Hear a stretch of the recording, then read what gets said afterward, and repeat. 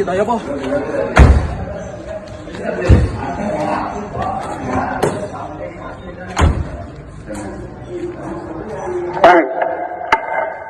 السلام عليكم.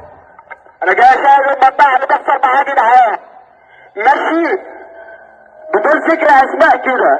سماح بنت الحاج شهاب اللي قاعده في الرابع النهارده كانت بكتابها كانت ماشيه معايا 4 سنين في الغردقه مصاريف ولبس ودباجيل وحاجات بتطير، وقالت لي عايزه عربيه اهي وطول السنه اهي يا جدعان. العربيه اهي يا جدعان، العربيه اهي. بشار مش هتسمح، مش هسيبك يا سماح. قال يا كابتن يا راجل اهرع انت يا راجل اهرع. ايه يا ام سماح؟ ده كفايه ريحه بنتك يا ام سماح، كفايه ريحه بنتك. ابو مين؟ ابو مين يابا؟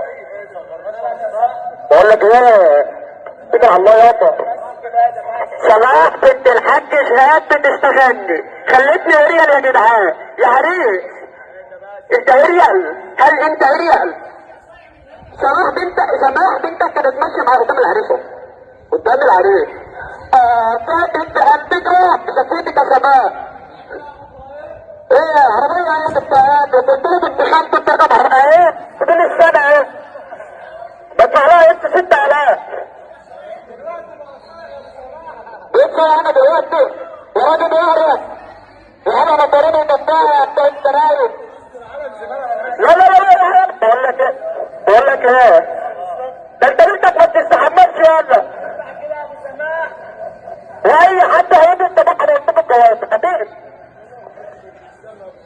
يا جدعان. سيبوني يا جدعان انا تعبان يا جدعان. ساكت يا بدري طلع كده تطلع والله يا جدعان.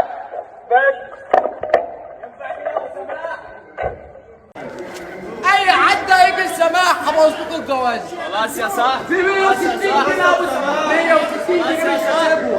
خلاص يا ابو سماح. احنا مسا عليك يا ابو سماح. خلاص يا ابو سماح.